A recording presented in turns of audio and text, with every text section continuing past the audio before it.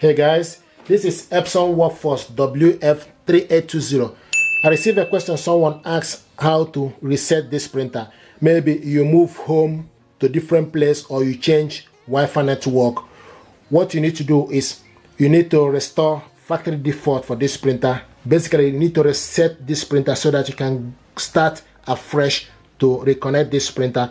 So this printer is connected to my office network. What I want to do now is to show you how to reset this printer.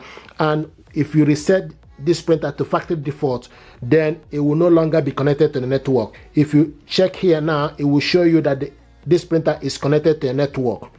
Okay, it will show you the network that is connected. But now what we want to do is for us to reset this printer. So from the touch screen, for the main menu, then you need to go to settings, select the setting, then you need to scroll down to restore default settings. Select on it.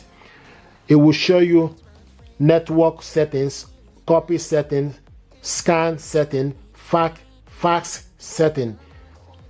Then you see clear all data setting. So you need to select clear all data setting. Basically, copy setting, scan setting, or fax setting. So you need to clear all data settings so that you restore everything back to factory default. Select restore all data setting.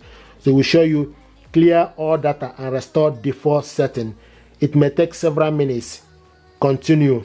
Yes or no. Select yes. Here we go. Restoring default.